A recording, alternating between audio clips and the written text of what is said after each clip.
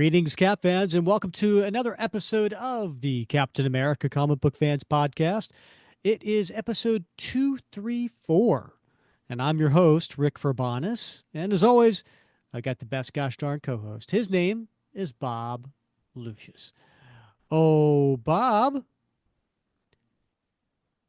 why was everyone so tired on April 1st? Yeah, I don't know this one, but do I need to get out my joke book to Yeah. write this one down? Well, because they just finished a long 31-day march. Hey, that's a great one for a former military guy like myself. I like Yeah, I that. thought you would Yeah, appreciate I that. like that. We definitely got to write that one down. Yeah. Well, if people are listening when this show comes out, it's April 2nd. That means yesterday was what? April 1st? Did you have any April Fool's Day pranks going on? Did you tell any April Fool's Day jokes? Did Bobby get you with a prank? I don't know. No, I don't think Bobby's tuned into the April Fool's Day thing yet. TikTok and all that sort. Who knows? I don't know what they do these days. But no, I like to. I'm a procrastinator, so I like to do my April Fool's Day events around April 5th. Oh yeah. Yeah, They don't know it's coming. yeah, they don't know it's coming, right? They think it's over. So Ah, yeah, very, very smart. right, yeah, Yeah. It's hard to believe it's April already. really is. Yeah, it seems as if January kind of crawled by for me, but February, March just seemed. Woke up and here I am. It's April. Yeah. So. Yeah. I think it was the consensus from a lot of people I heard that January just seemed to take forever. Mm-hmm. Um, and then, yeah, time's flying. Um, but we have a very special episode today, Bob, because we have a guest on the show. As we Right. we tend to do the first Wednesday of every month, we Yeah. do an interview, I've and noticed that pattern. Bob, it's only taking you 234 episodes to finally, Oh, 4+ years, Bob, and oh, you're finally getting the pattern down. I'm slow on the uptake, Rick. Squirrel. Yeah. So I mean, I have a hard time focusing. Yeah. Well, today's guest is going to be current Captain America editor Alanna Smith. We have her back on the show. This will be I think, her third time. Yeah, third, right? I mean, this is, I've said this before, and I'll say it again, Rick. This is like SNL. We should have special like, named categories for repeat guests. Hmm. They should So have jackets. they should have Yeah. jackets. Oh, That's right. the Avengers jacket, There you go. right? Yeah, That'd be right. cool. Yeah. Yeah.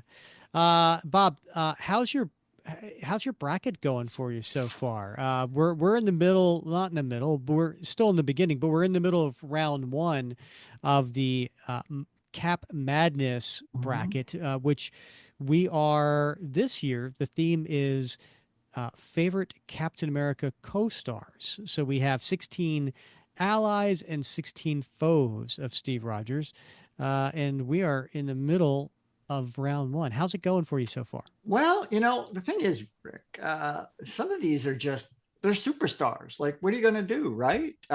Even particularly I think on the foe side, I mean, these are all beloved characters. Mhm. But some are just more beloved than others. I think Yeah, some of them were easy, some of right? them are easy. I mean, Yeah. like, and because these were seeded based on the votes in our Facebook group. So, Hmm. so you have basically the top ally going against the least voted ally. So these are easy, right? So Mm. Sam Wilson versus Free Spirit, that's Yeah. an easy one. But then we get some tough ones, right?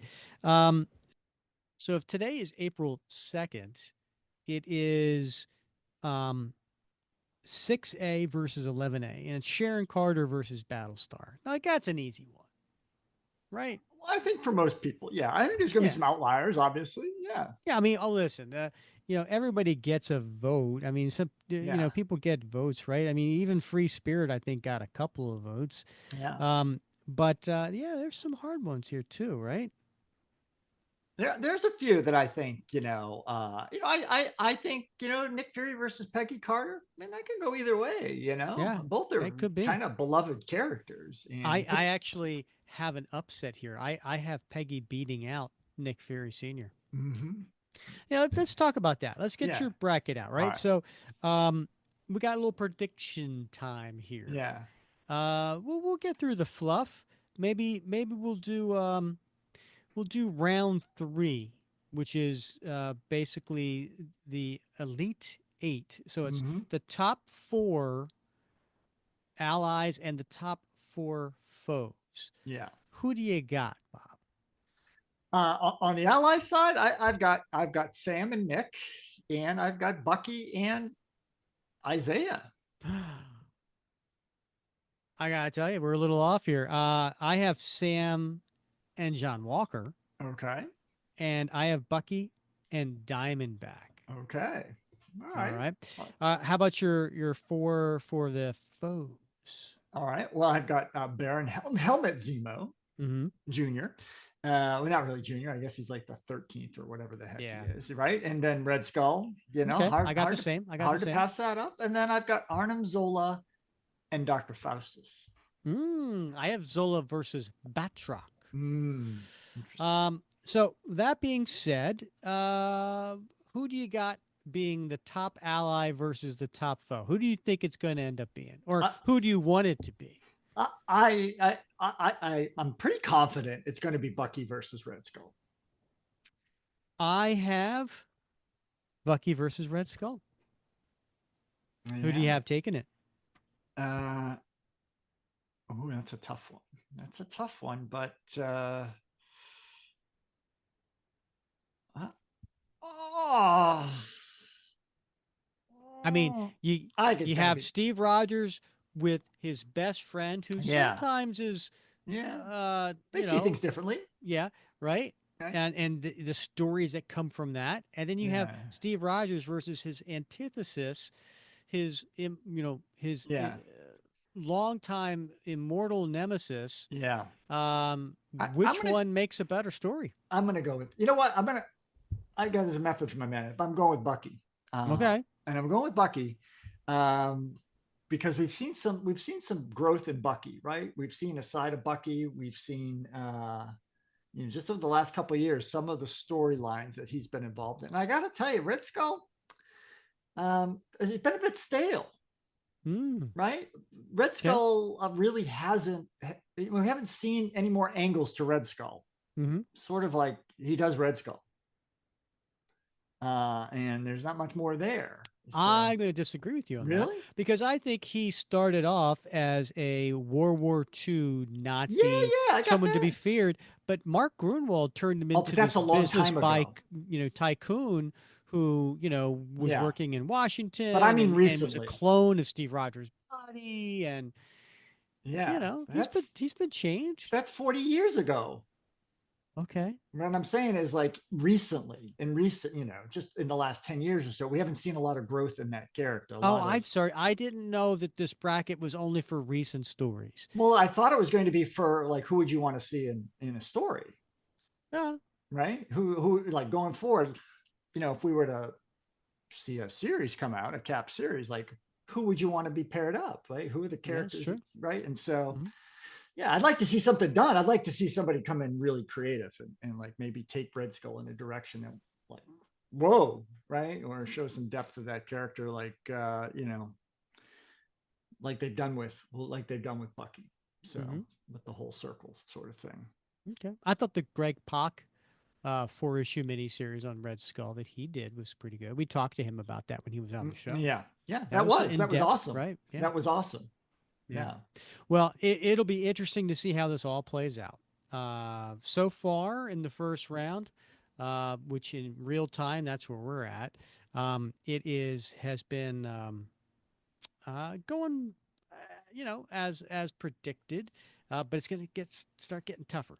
And listen, if you're not in the Facebook group, just go to, Facebook and look up Cap Comic Book Fans. And then you can join the group. You have to answer a few questions, agree to the group rules, yeah. because you know what? We like to keep the riffraff out. You know, if you Yeah. if you want an escape from all the negativity in the world today, you need to join our group, because that is one of the things that you have to agree to when you come into the group, and one of the rules, and that is no negativity.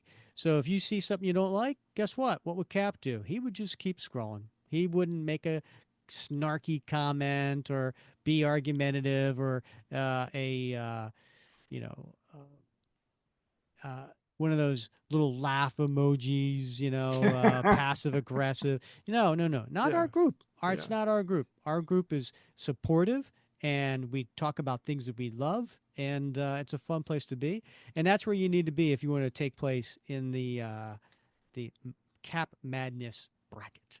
Nice. Good. Nicely put. Nicely put. I was looking through some Facebook photos tonight. I was trying to find a photo from several years ago that I posted, and I came across. Gosh, it was a long time. I think it was about the time that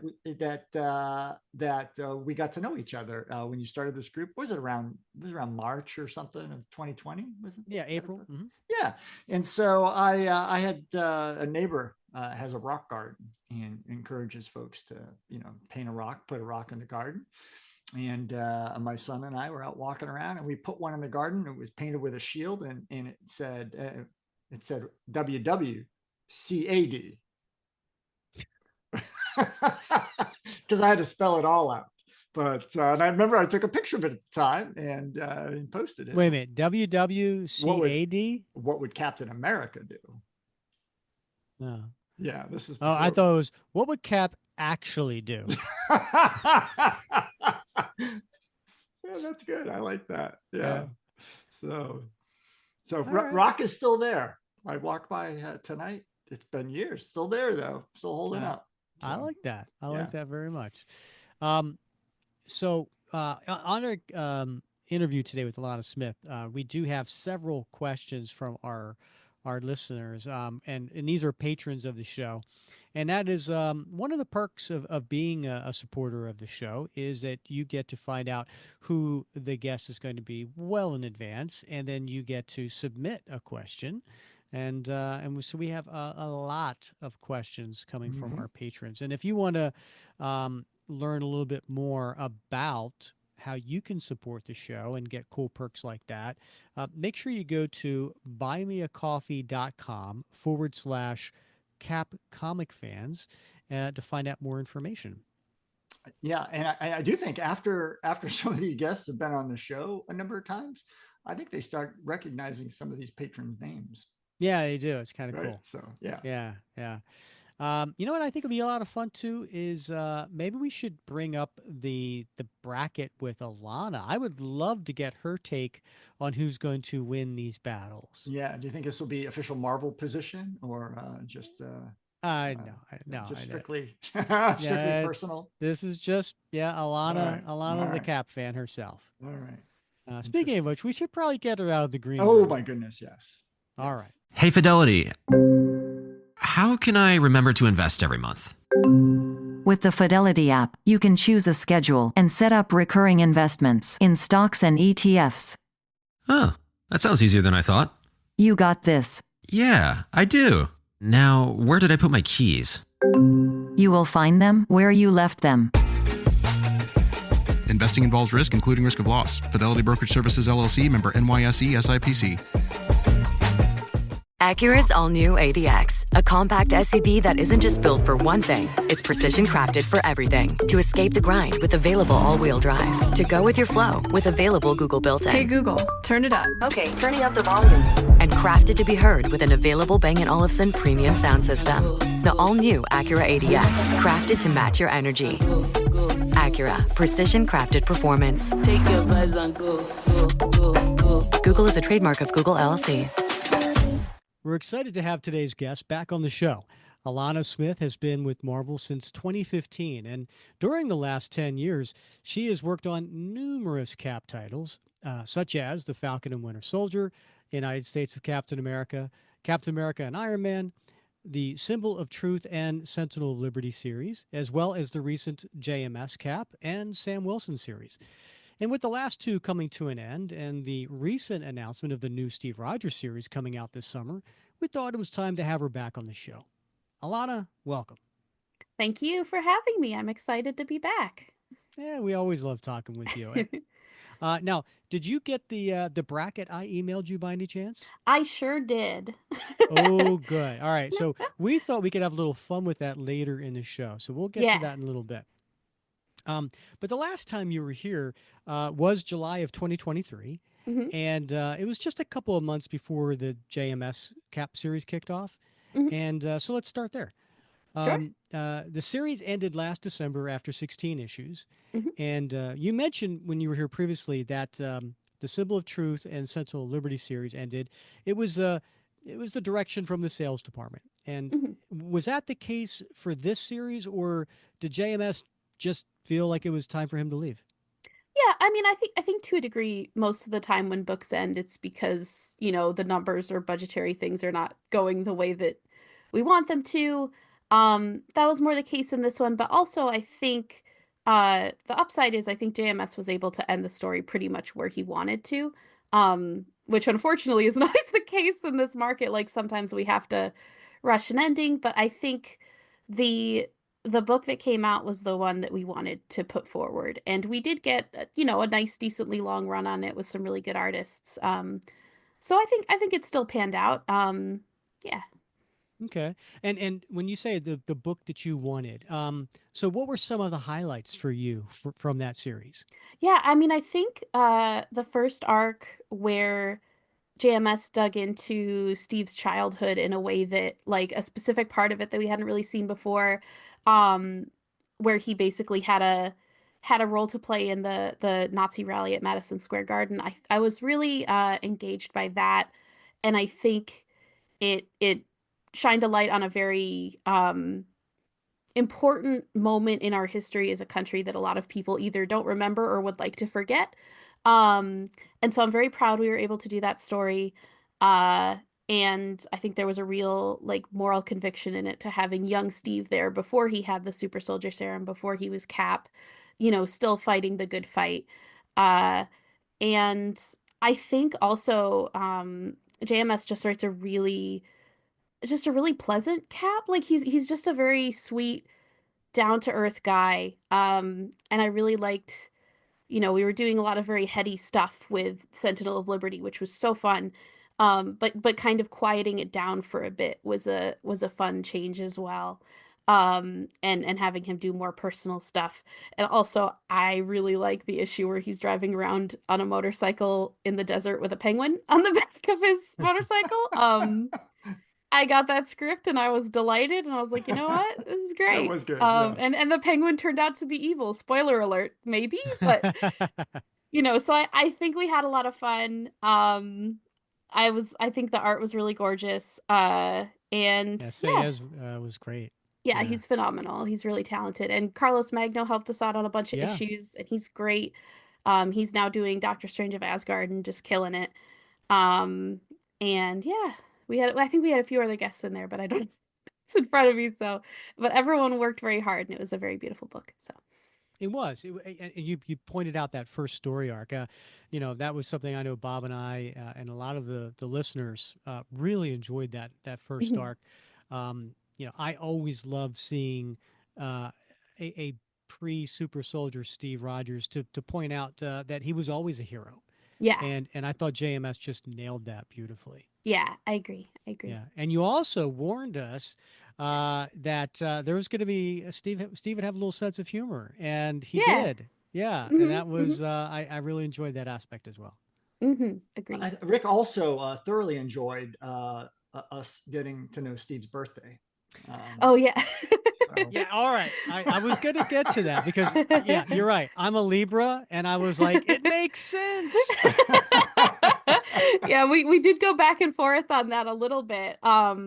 But it seems like we mostly settled with the version of it where July 4th is probably not his real birthday. It's probably his propaganda birthday. And I know that JMS specifically put a lot of thought into what star sign to give him. So oh my it was goodness. not incidental. He picked it very carefully. Oh my goodness. Mm, I guess yeah. July 4th, I have some neighbors and they've adopted a number of children. and they don't celebrate the birthday; they celebrate the Gotcha Day. So I Mhm. guess July 4th would be Captain America's Captain Gotcha Day. America's Gotcha Day. Makes uh, sense. Makes sense. yeah. So, how much did he have to twist your arm to be able to say, "I'm giving Steve Rogers a birthday. I'm giving him something other than July 4th"? Not much really, because I think in something that we did, I don't remember if it was Thunderbolts or Sentinel of Liberty, but it was Jackson and Colin on one of those things writing Hmm. Bucky. At one point he says like he's inputting a password and he says the password is Steve's birthday, not the Right. propaganda one, the real one. Right. Yeah. So pretty recently we'd already said that like that wasn't his birthday, and I think it's been implied in the past too. So it didn't bother me. And honestly, like a lot of times when I have a big continuity question like that, I'll also run it by Tom Brevoort just for like a gut check because I trust his judgment and I also trust Hmm. his knowledge of history. So I think I ran that by him as well, and he was like, "Yeah, it's fine." So I was like, "Cool."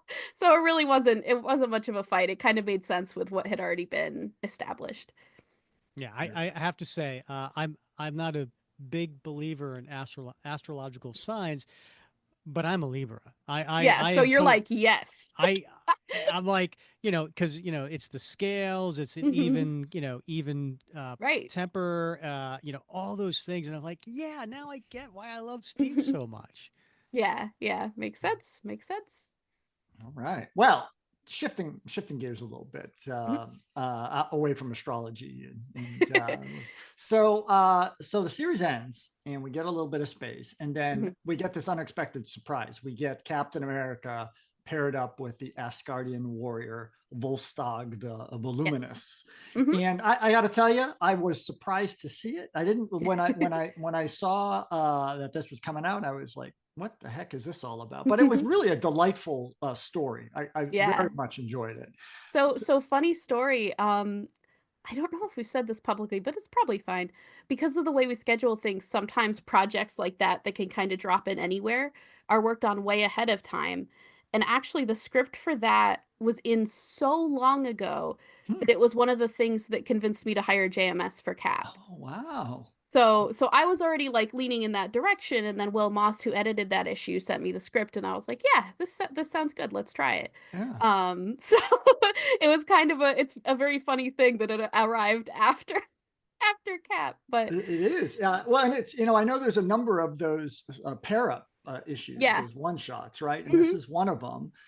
But like, what? Where did that one come from? Was that just a pitch that JMS made Yeah, pairing I those two? think it Yeah. was. I think he was looking to pair together a bunch of characters that people wouldn't kind of expect together and Hmm. then kind of sell people on why it was interesting. And I think he did really well in that issue to really play on both those characters in a way that enhanced both of them in a Yeah. different way. Like I liked that Steve kind of got to see the side of Volstagg that his friends don't usually see, Right. Yeah. and that he trusted Steve with that was kind of sweet.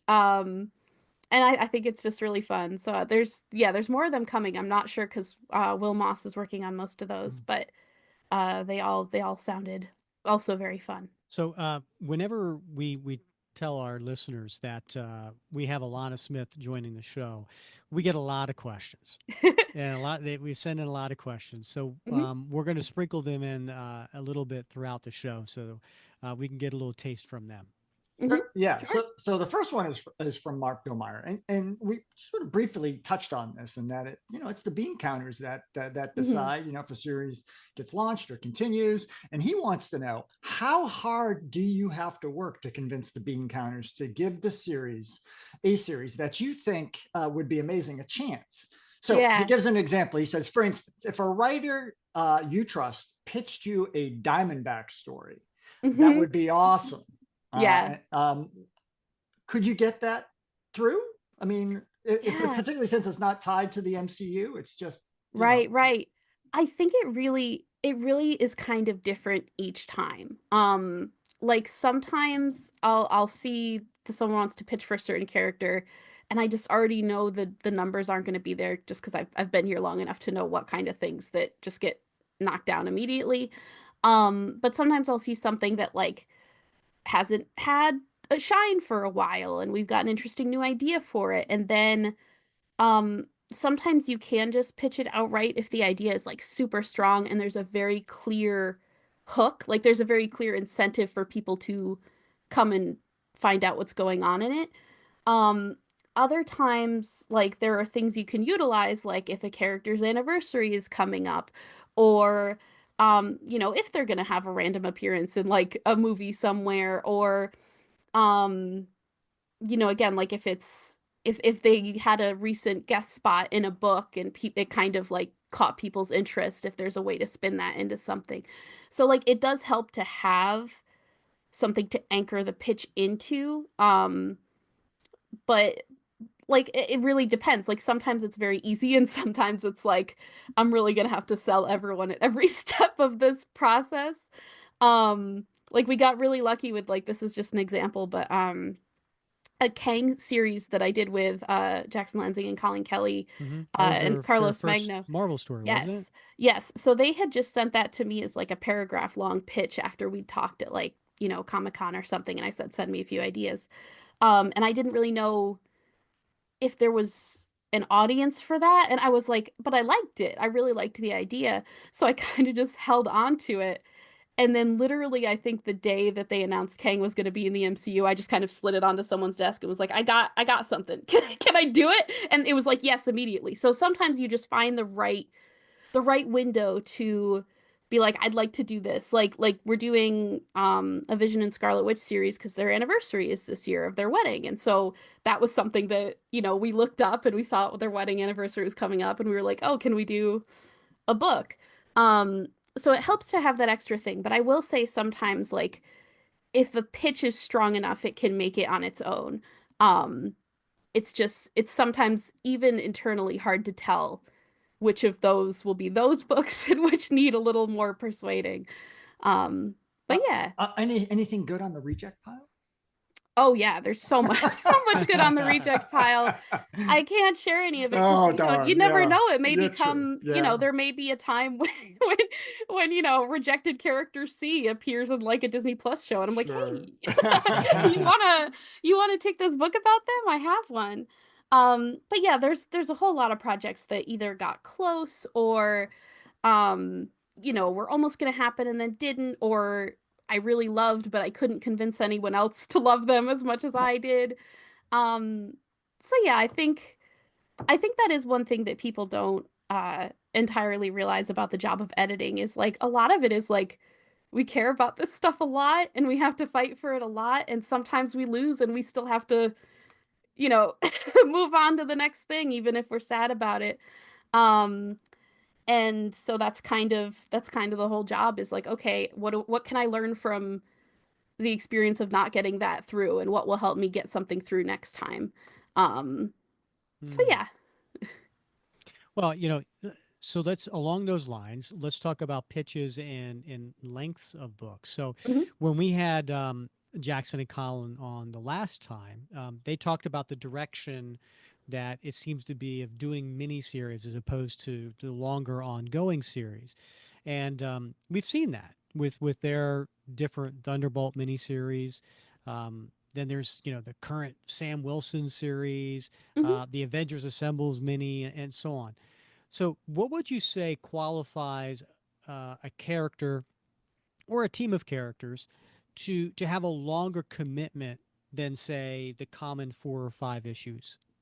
That's a great question. And to be honest, I don't really have the answer because it usually comes down to um, what the sales department decides to greenlight it for. We could walk in with a pitch for like a 20 issue story, and that's not necessarily what we're gonna be allowed to do. Um, and I think a lot of it too is it changes all the time. Like depending on what the market can handle, what retailers are looking for, what we think fans are looking for in a certain character. Um, like I think a bunch of my books that I'm working on now are ongoings rather than minis, which might not have been the case like last year when we were doing more minis. So it really just kind of fluctuates based on what people seem to be gravitating toward. And yeah, I wish I knew the formula because it would make my job of pitching easier. But I truly don't. It is a question for people above my station. Well, so I love the fact that you said you do the pitching. So, because I think in a lot of people's minds, right, that the editorial staff is being pitched to, and you Yeah. are right. Hmm. So you have writers, mostly writers, I'm assuming, Hmm. that are pitching their ideas, and then you. Uh, disseminate and go through and figure out which ones could make it to the next level, and then Yeah. your job is then to pitch it to whom? Hmm. The sales team, like who? It's really it really depends. Sometimes it's as simple as sending an email to CB. Sometimes it's bringing up an idea in a retreat room and seeing if people really like react to it a certain way. Um, And I don't think everybody knows who CB is, by the way. oh, CB Sapolsky, our editor-in-chief. Editor, Um, right? yes. So it's really different every time, honestly. There's not a formalized process like people might picture. I think there was many, many years ago before I started, there was like a meeting where people would come in with their papers and like read their plans and Like Mad Men, they right? yeah, Yeah, exactly. yeah. Exactly. They'd read like five pitches and get maybe the one that they liked the least through. So like, like it was much more of a structured process then. Um and now I think it's a lot more talking to people, like leveraging your relationships with people, what they're interested in, what they really latch into in a pitch. um and yeah, so it's kind of different every time. Sometimes you've got like a Word document and you can just forward it and be like, look how cool this is, can we please do it? And then other times it's like, hey, like we'd really like to do something for this anniversary coming up, is there room in the schedule for us to do this? um so it's really a bunch of different things, and navigating that is kind of its own discipline unto itself. 2025 Sam Wilson Captain America series that ends next month, and Mhm. with number 5, and we had the writers Greg Pak and Evan Narcisse on the show to discuss this series, and they're hoping that there'll be another one. Mhm. Are there plans to have Sam in another solo book in the near future? I think it's still up in the air. I always want to do more Sam. Sometimes it depends on how much room in the schedule there is, or if we think the market at any given time can sustain more than one Cap book. Um, and that's something we kind of experiment with now and again. Like we've done it a few times to see what combinations work and like what could get that to be like the status quo. I think we still haven't quite figured out the exact formula. So for now, the plan is he's still going to be in Jen McKay's Avengers run for the foreseeable future. And we're always looking for places to involve him in other stuff. And I'm always looking for places to do more with him as a solo character because I'm really attached to Sam. Um, but it's all kind of up in the air as we wrap this series and see how everything went. So yeah, that's where we are now. So yeah, and when you were here last, Hmm. Symbol of Truth ended, and you mentioned that very same thing, right? That you said Yeah. that having Sam and Steve in their own solo series at the same time is a big undertaking, Yeah. and you were looking at how you could do it long term. Hmm. And you said a lot of it is timing. So one of Yeah. our listeners had an idea.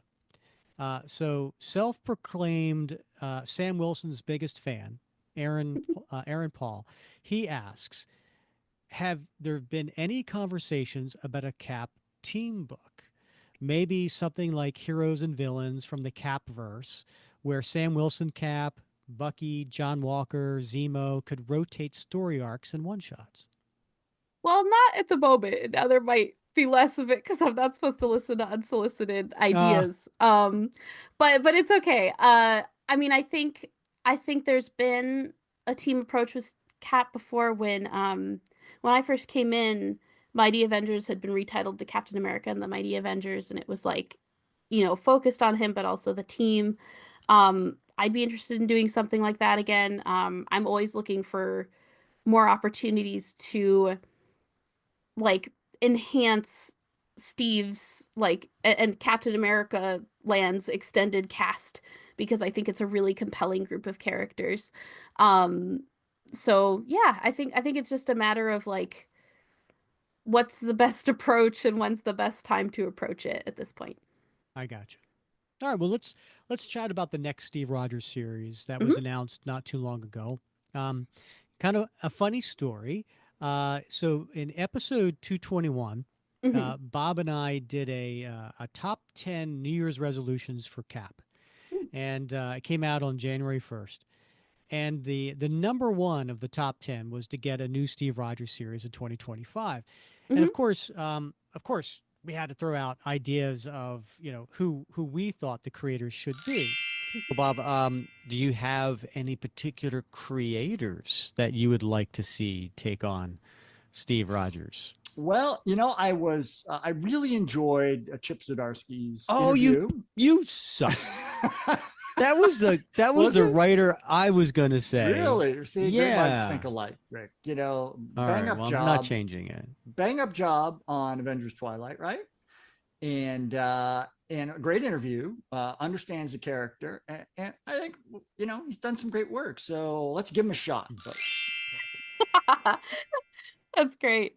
Yeah. Yeah. So I mean, we both want Chip Zdarsky, and then so we were so excited to see that he's going to be the writer. Yeah. What was it about Captain America that interests Chip, and then what was it about his pitch for Captain America that interests you? Yeah, so actually, years ago now, I'm not even sure how many years, it's been a while. I worked with Chip on that Invaders series that we did that was very like Namor Hmm. heavy, but it also had Steve and Bucky. Um, and I think like several times after that, I tried to find a way for him to either write Cap or write Bucky or write both of them or do something in Capland because I was just like, there's just something there. I feel like I can tell from the way he writes these characters that like it would just sparkle if we could just land that somewhere.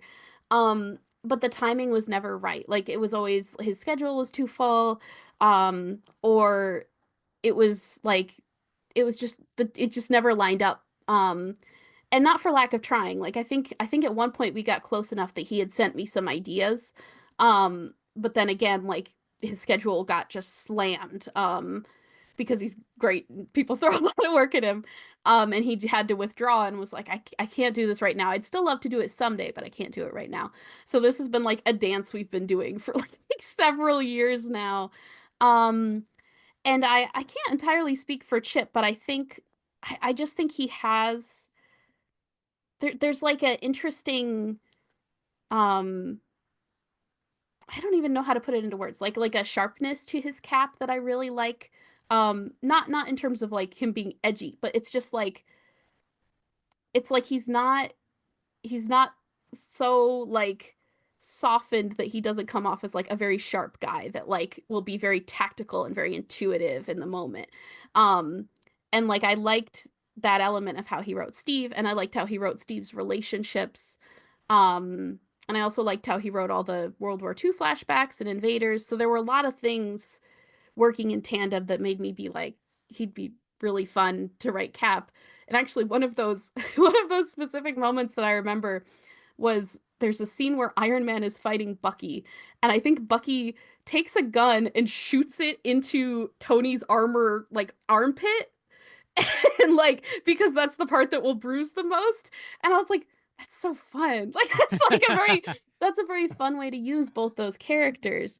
And so I was like, I want to do more of that. And so it just happened that like the JMS run was winding down and I knew I needed someone new and this time like I really wanted it to be Chip. I was like this is the time. It has to be the time. But again, there was some scheduling stuff and then some other stuff had to be worked out, but I kind of like held and I was like it's going to work out. I just know it. I know this is the time. And it did, which is really great. We just have to And wait 7 months for it. yeah. And we did have the Sam series coming up, so that was partly why like, we knew there would be Captain America on shelves still. Um and then we could kind of like take the time we needed to figure out what Chip's Captain America run would look like. Um and where we wanted to go with it. So yeah, I'm very excited about it. Also super excited for Valerio Schiti on it because he's phenomenal. He and Chip actually worked together years and years and years ago on Marvel 2-in-1. And it's actually, we brought back Frank Martin as well, who colored that. So it's a weird little Marvel 2-in-1 reunion also. But Cool. yeah. Yeah, I was going to ask you about Valerio Schiti, because you mentioned previously that a key part of your job is finding an artist that is simpatico with the writer and can Hmm. bring out what the writer is looking to do. What is Yes. it about Schiti that you think fits that bill? So I think like we had a lot of conversations about this leading up to casting him.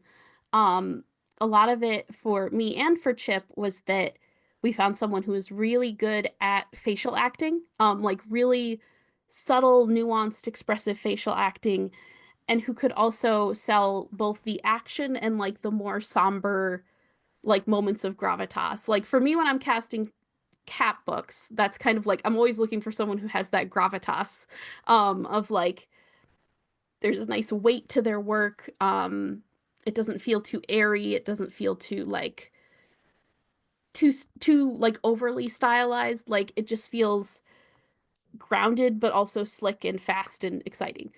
So Valerio is all of those things. And pretty much I just had to say his name to Chip and Chip was like, done, let's go. So because he had worked with him again like years ago and really enjoyed it.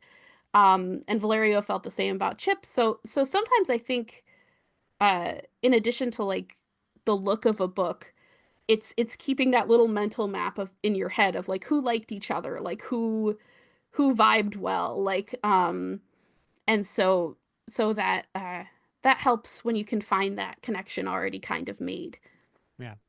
Well, listen, as I mentioned before, Bob and I are very excited about having Chip on the on the story because, we loved what he did in the Invaders series, but even more so in the Avengers Twilight. Hmm. But for those who maybe aren't necessarily about the creators and they're more about the character, Hmm. what can you tell our listeners about the new series? Yeah. So the first arc is basically starting we're flashing back to shortly after Steve was unfrozen, like, after being in the ice for years after World War II. And so this is like a never before seen glimpse into like a specific moment in that period of time. Um, and so you're going to see a lot of his first encounters with certain characters that we maybe haven't seen their very first meetings before.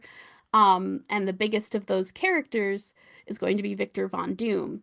Um, so Interesting. so basically, uh, Steve is adjusting to modern life, and around the same time that Doom is emerging as a dictator in Latveria.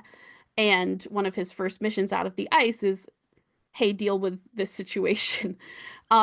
So a lot of it is about um like the changing the ways that like war has changed since Steve came out of the ice and the way that the expectations on someone like him have changed. But that said, it's still an ongoing, the whole thing is not in the past. The first arc is, and then we're going to jump forward and have some of the ramifications of what we learned in that past section play out in his current life. And I think it's too early for me to say more about the second arc, but it's going to be very fun. So, Okay. yeah. Now, is the first arc going to be completely in that time period, or is there going to be back and forth in the first arc as well? I think it's probably going to be completely, but I'm not 100% sure yet because the scripts aren't all in, so Chip could always decide to Okay. do something Mm. different. Um, but yeah, we're really interested in we're exploring that period. We're introducing some new characters. We're showing some characters that you know in a different light. Um, and I think like he's got that really personal feeling Cap as well, where you just feel like it's kind of just this guy who's had this incredibly huge responsibility put on his shoulders and then thrown into an even more unexpected situation, and how he adjusts to that, how he deals with it, like how he maintains his morality and his kindness like throughout it all. um and yeah, and also there's lots of cool you know, Latvian battle scenes and some cool new characters and costume designs. There's a new Cap stealth suit that I think they showed during the announcement that looks so cool. Um, so there's a lot of surprises in there. Like it may sound like, oh, it's a flashback story. Like maybe I don't need to read a flashback story. You do. It's so good. And like a lot of the stuff that happens there will impact what's happening in the present. So yeah. Oh, cool. One other question about the him coming out of the ice. hmm With the Marvel sliding time scale, is this story 10 years ago, roughly? Like, Such a great question. I I can't know. answer that, but you are asking the right questions.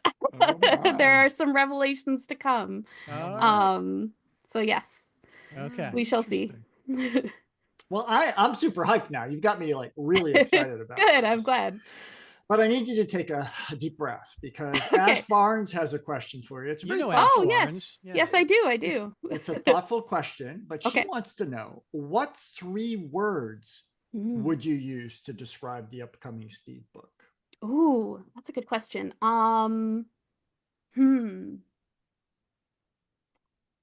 Let's see. Intriguing, I think for one. Um, Espionage. And let's think. Hmm. Revelations. Intriguing Wow. espionage All revelations. right. That's not meant to be like a statement. They're three Yeah. separate words, All but right. I like it. yeah. Wow, I'm intrigued. That's for sure. Love those the words you picked. So another listener, David Bird, asks, and you answered this question a little bit, but he says, "Why do you think there's been so much turnover in the Cap book writers, and do you think Chip Zdarsky will be going on a substantial run?" That is my hope. Absolutely. I mean, that's our hope every time, but I feel pretty good about the hand of cards we have. Um, I think we could jet on this for a long time, and I'm hoping that we do.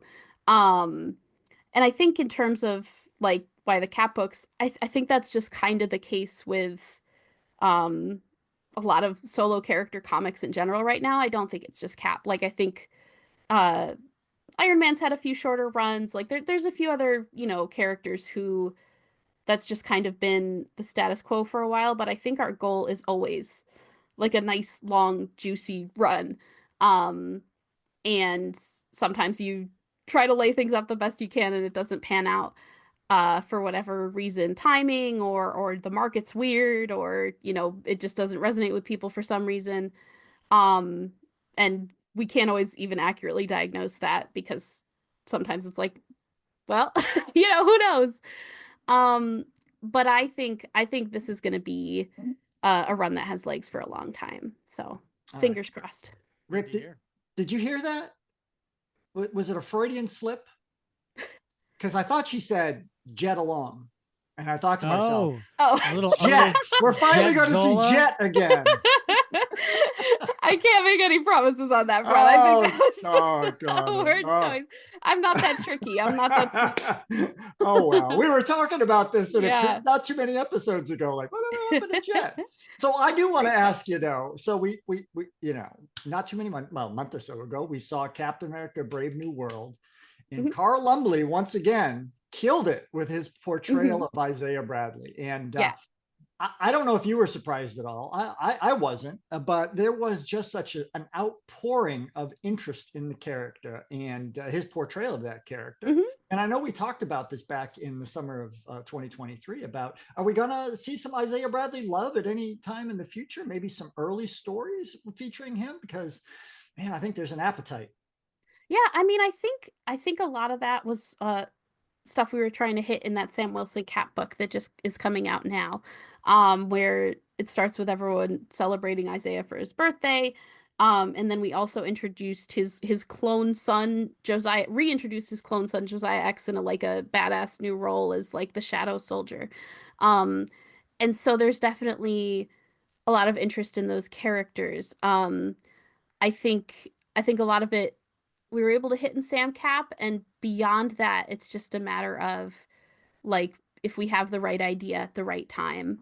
Um, Yeah, but I think everyone likes those characters and wants to see them around. The one tricky thing is our current Isaiah is a little less mobile and verbal than the one in the movies. So that's a hurdle we'd need to Yeah. Well, overcome in some we way. definitely would have to go back to Yeah. an earlier time to, Yeah, yeah. yeah. So yeah, that's one of the things that like you have to problem solve your way around, but I don't think it's impossible. I think we could see them again.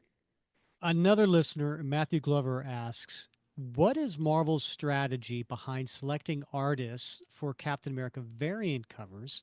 Mm. And how successful are these variants at boosting sales? And I know you talked a little bit about this previously, right? You said Hmm. that the sales department notifies you a Hmm. variant cover is available for an issue, and you decide on what type of variant. But how do Hmm. you select the artist? So some of them go through the talent management group and because the workload is kind of spread around.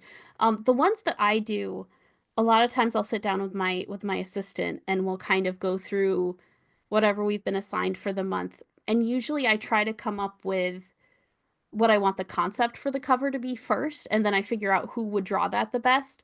Um, so, and in terms of concept, it's like what is happening in the issue that's exciting? What's happening in the issue that will make people sit up and take notice? Or who's showing up in the issue? Like do we do a solo cover of like Black Widow because she's in this issue and just make a really killer Black Widow cover? Um, and so I think it's a combination. Like the main thing for me when I put them together is I want to have the really good idea and then I want to have the best artist to execute that idea. Um so we go through, get the idea, make a list of the artists we want to reach out to, and then kind of go through until we can get people we're satisfied with. Um and so for me, I've got a pretty big Rolodex at this point of people whose covers I like and people who I know can do certain things and do them well. And it's a combination of that. And we can get suggestions from talent management if we're kind of stumped on something, which does happen sometimes because we do a lot of covers. Um, but yeah, and for me actually with Cap, I've been doing Cap for so many years as an editor and before that as like an associate and assistant. I have in my head this catalog of everyone who's already done a cool Cap cover for me. And sometimes I'm like, I don't want to double up so soon. So sometimes I Ah, end up like sometimes the stumpage is like they've done a cool piece for me. They've also done a cool piece for me. Can I do something new? Can I do something that people haven't really seen a billion times before? Or can I go to someone who's really known for their Cap covers and can do a really cool classic piece? So it's like you're weighing all of those different things, and basically just trying to figure out like what's the coolest use of that artistic space. So that's where it amounts to for me. I don't always get to see the numbers on the variants. I hope that the ones I cast do well. And I know that it can be additive to the books when they do, but I don't get a lot of the granular data. So we're kind of just throwing beautiful art out into the void and hoping that it does well. So yeah. Well, that's actually cool to hear the behind the scenes on that. As a former retailer, I could tell you that, yeah, sometimes the variants got me to up my orders. mhm, Like let's say I'm going to order 42. I normally would order 42 copies of this particular series based on the numbers that I do. But if I get to 50, I'll get this cool 1 in 50 cover mhm, that maybe I can sell for a certain amount of money. And then you do the math in your head. Well, if the yeah, other extra 8 issues make up for the money that I would make, selling it, and so I mhm, I, I think they probably do help mhm, increase sales. yeah, I would think so, but yeah, I hope so. Uh, I think that's the hope all the time, but yeah. all right, another listener, Tom Boyd, he asks, massive thanks for the Avengers Assemble. Oh, Loved thanks. every minute of it. Please get Marvel merchandising to make an Avengers jacket. I know. I wish. I did send it to some people and I haven't heard anything back. I wish we would make one though because they have, I don't know if this was as noticeable in the Avengers Assemble series as it is in the Astonishing Avengers Vertical comic that we're doing now where they still have the jackets, but there's a popped collar version and there's also a bomber collar version, and I want the bomber collar version so bad. Like so bad. But yeah, I love the jackets. So if they ever make one, I would pay money for it even if I work even though I work here. So yeah. Uh, well, Tom does have a question. He says, "Do you think we'll see any more of Diamondback? Pretty Mm. please." I hope so. Because I really like her. I think the last time she was really prominently featured in Cap was probably in the Nick Spencer stuff, the early Hmm. Nick Spencer, Sam Wilson stuff. And I really liked her in that. Um, but the tightrope you walk as an editor is like a lot of times what I'm doing is trying to get out of my writer's way and not dictate to them what they need to do. So if someone comes in and is like, I would love to do this saga with Diamondback because I love her, I'd be like, hell yeah, let's go.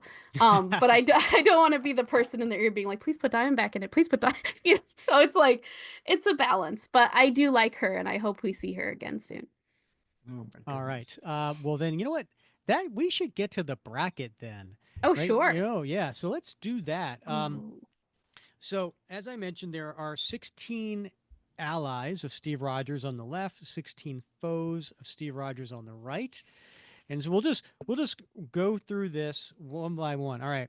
And again, these were seeded based on the votes of Cap fans in the Facebook group. And we'll go with who do you just enjoy more, Sure, sure, right? sure. Okay, there you go. All right, this should be an easy one for you. Mhm. Sam Wilson versus Free Spirit.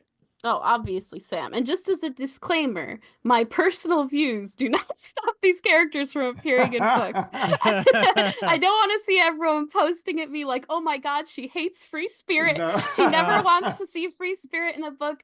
No, I just, like I said, I don't tell my writers what to do most of the time. I just No, kind no. of let them follow their passions. But yes, this will be my views. So yeah, Sam Yes. for sure. I love the disclaimer. All right.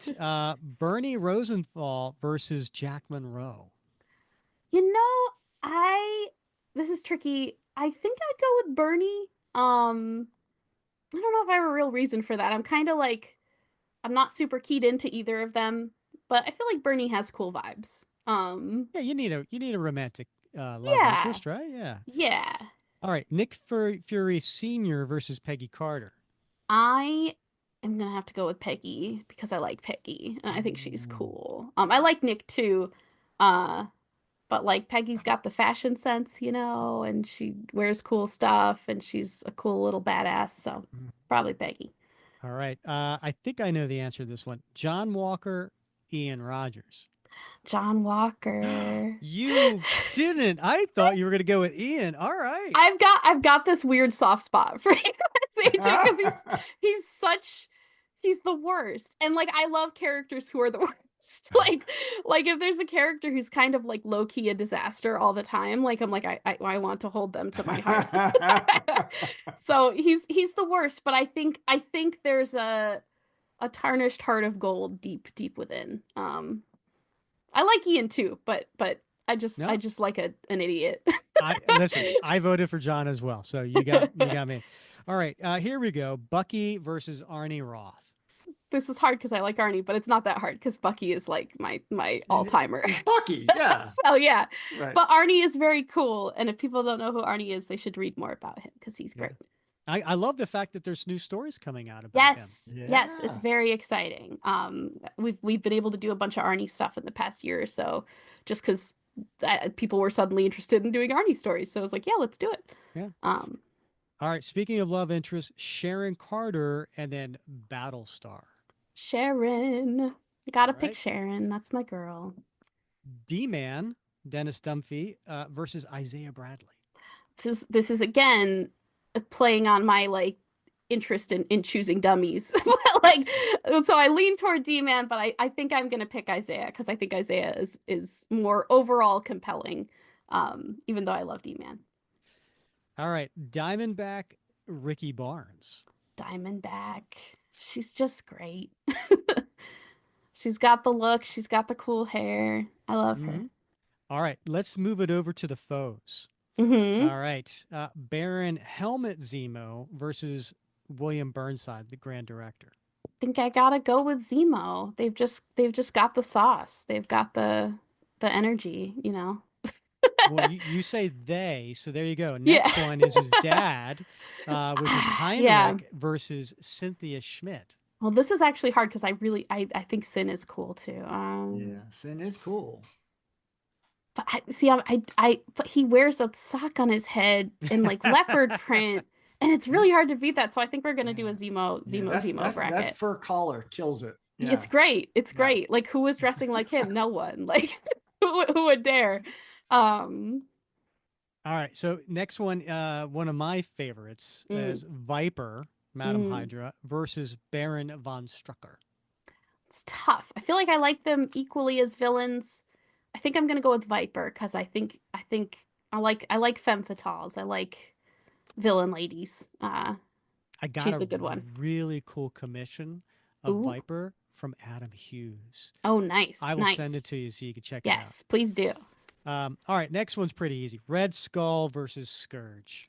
I think Red Skull is the more he's like the villain, so he's the worst. So I feel like he must advance. His henchman, Crossbones, versus MODOK. This is tough. I like both of them a lot. I'm gonna go with MODOK. Because one of the first series I worked on at Marvel was MODOK Assassin, which was a very, very, very funny Secret Wars miniseries we did, and so he's always had like a place in my heart since then. Was that around the same time that Patton Oswalt had the cartoon? No, it was earlier. It was like proper Secret Wars time, so like 2015. Okay. So it's old, but it's delightful. Old. I guess it's not that old, but you know, it's from a while ago. It's a relative. Yeah. All right, Arnim Zola versus Baron Blood. I'm gonna go with Arnim Zola because he's so weird and has a TV really stomach. is. Like, Yeah, like what yeah. is that? Like, why is that how he decided to contain his immortal essence? Like that, he must advance. He must. All right, Flag Smasher versus one of my favorites, I think very underrated, Dr. Faustus. Now, are we talking classic Flag Smasher or new evil Steve Rogers Flag Smasher, or either? Classic. We're going classic. Ooh, I could go either way on this one. Let's say Dr. Faustus, but based on little, kind of, I'm equally Is it feeling because of your childhood? I don't think so. I hope not. But he is pretty creepy, so he can advance. All right, last one from round one. Batroc Zelipa versus Hydra Cap. So there's where Hydra Cap is now Flag Smasher actually, which is fun. But I think this is hard because I actually think Hydra Cap is a really good villain and I like him a lot as a character and antagonist. But Batroc is great, so I'm gonna go with Batroc. You just made John Sewell very happy. All right, now we're in round two. Allies. Sam versus Bernie. Sam, that's easy for me. Okay, here he goes. Gets a little harder. Peggy versus John Walker. Ooh, John Walker. Hey. Bucky versus Sharon. Oh, it's Bucky. Sorry, Sharon. I love you, but it's Bucky. And Diamondback versus Isaiah Bradley. Oh, I think I'm gonna go with Diamondback, actually. Hey. Maybe that wasn't so hard. All right, round two for the foes. It's Dad versus Son. Zemo versus Zemo. Who you going? Son Zemo Jr. He's had more recent adventures, and I think he's fun. All right, Viper versus Skull. I think Red Skull. Yep. MODOK versus Zola. So now you got two freaky, two weird head guys. Yeah. I think I'm gonna go with MODOK by a slim margin, but I think MODOK. All right, and last for round two, Faustus versus Batroc. Gotta be Batroc. I love a guy whose power is kicking things. It's great. It's the best. All right, we're now okay. We are. Oh no. We're in the Elite Eight. There's Oh 8 boy. characters left. All right, here we go. Sam versus John Walker. Gotta pick Sam. I'm gonna pick Sam. Mhm. I like John, but I like Sam slightly more. Bucky versus Diamondback. It's Bucky. You know it's Bucky. Of course right. it's Bucky. All right, here we go. Helmet Zemo versus Red Skull. Hmm. You know, I'm gonna go with my heart, and my heart is saying Zemo. Look at that. Did not see that coming. All right, hey, that's right. She knows what she likes. Yeah, she Yeah, does. yeah. All right. I think he's got more like panache. Like you know, Sure. like Yeah. Yeah. like not that Red Skull isn't theatrical, but I feel like Zemo has a specific He does. theatricality He that I has- enjoy. He's typecast. Yeah. All right. Last of round 3, MODOK versus Batroc.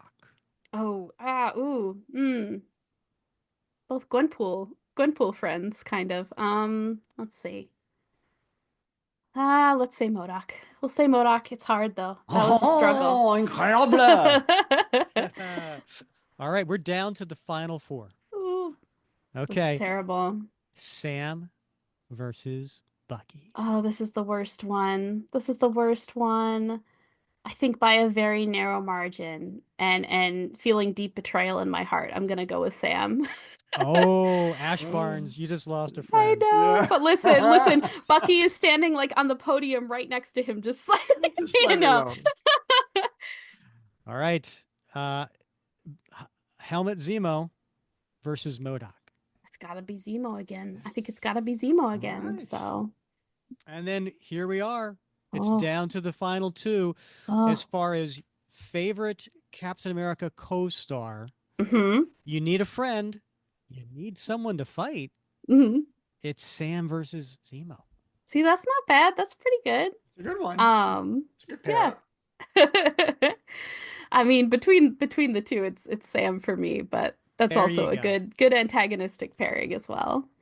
There you go. That was fun. Yeah, that was fun. All right. So there you go. That was the Cap Madness bracket already by Captain America editor Alanna Smith. She's already figured it out for us. Now, no angry posts. This means No angry nothing. It's 9 p.m. and I'm sleepy. I can't be held accountable for any of this. So we have one more listener question, Mhm. but I want to preface this by saying I think Rick would agree with me. We think you're killing it on Oh, Captain thanks. America book. So your enthusiasm, your energy, it's awesome. But Grant Baugh wants to know, what is the thing you're most proud of at this point Ooh. as editor of Captain America books? Oh, that's a good question.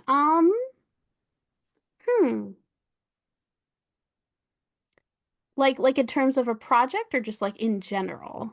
It's your interpretation. What is the one thing that you're like, man, I was so happy with this, so proud Yeah. of this, so thrilled with how it came out? Or It's tough because I really like like everything Cap related that I've worked on.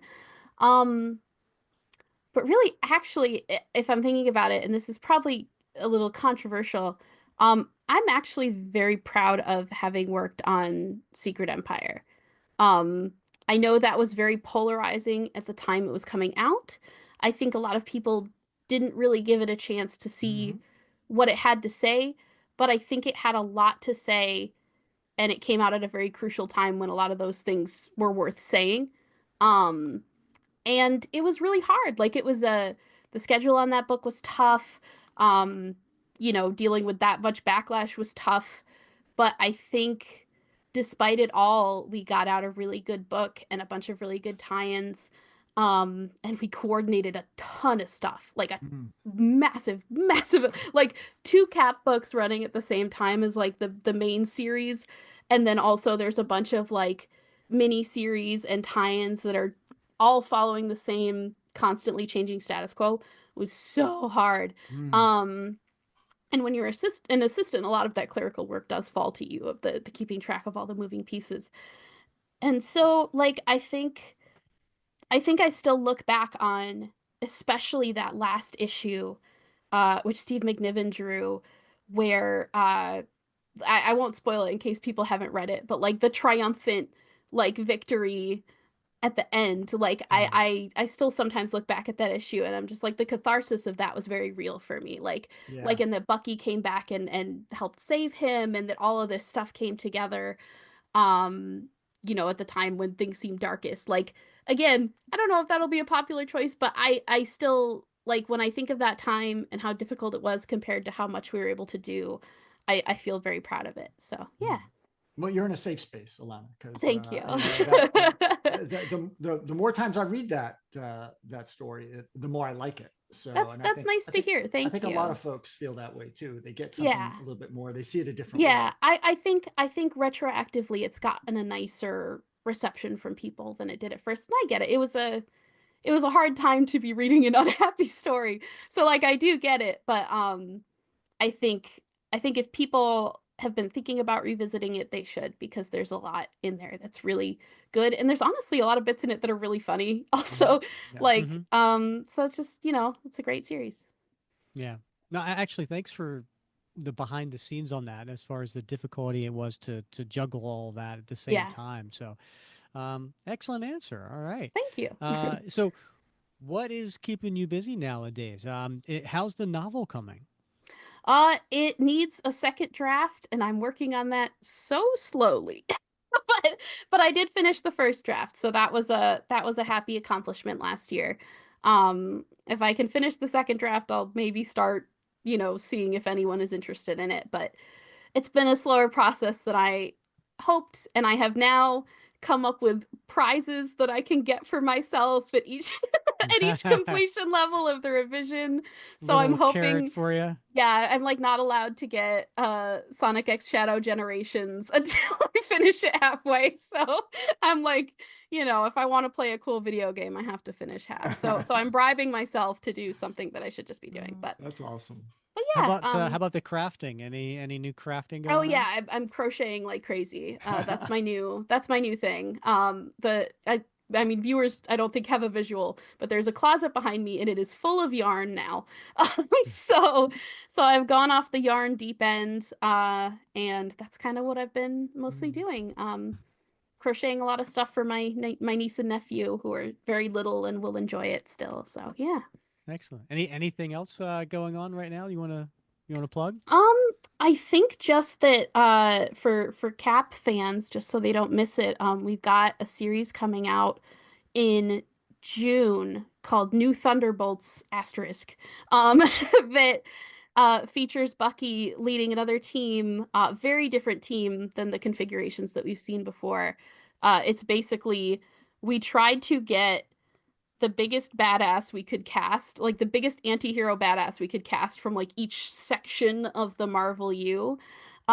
So it's Hulk, it's Carnage, it's Clea, it's Black Widow, it's um Laura Kinney Wolverine. So like it's a really good team.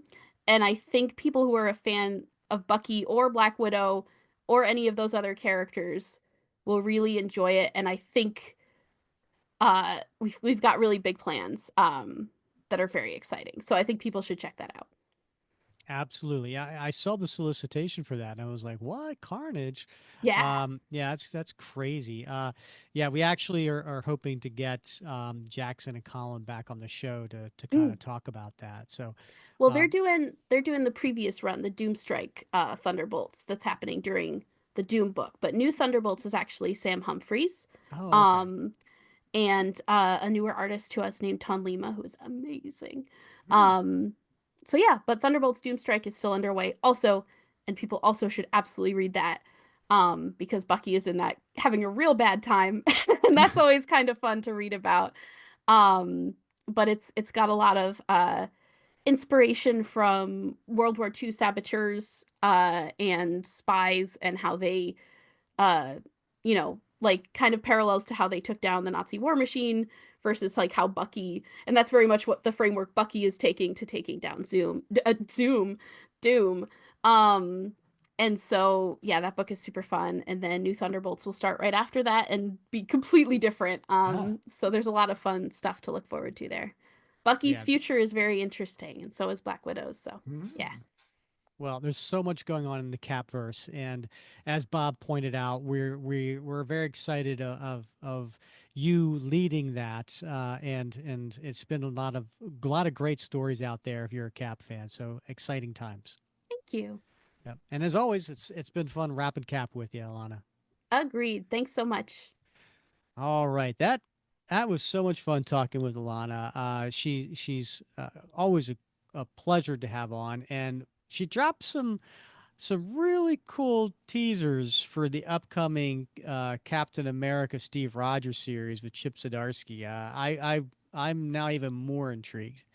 I am too. I gotta tell you, I'll be monitoring my pull box, comic shop of choice online, waiting to pre-order that as soon as it becomes available because I'm really looking forward to it.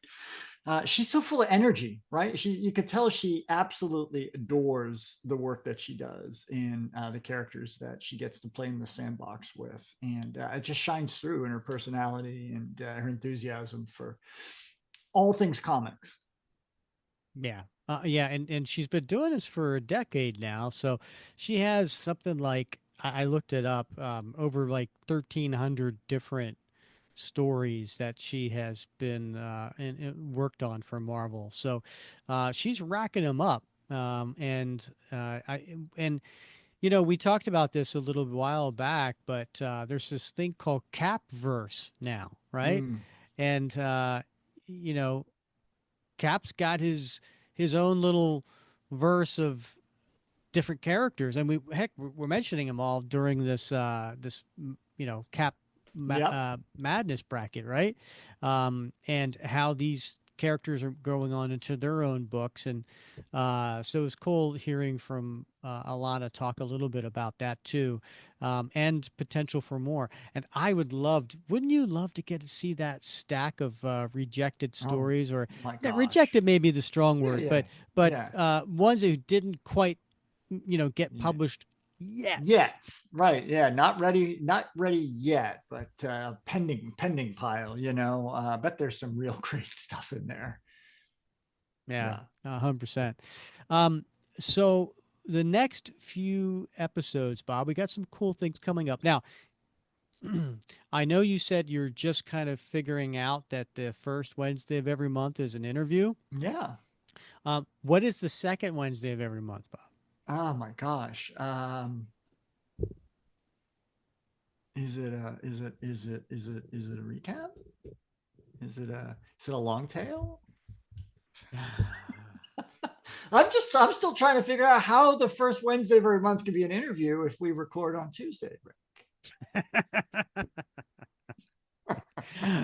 Because I edit really fast, Oh Bob. yeah. No, the second Wednesday is the long tail. So come Long back tail. next episode, and we were going to get back into the Nomad story. We're going to do Mhm. part 3 of the Steve Englehart Sal Buscema Nomad story, which came out in 1974. It's Captain America 178. So come back for that next week. The following week, Bob, we're going to do a 1994 story, and it's going to feature Diamondback. I hear she's popular.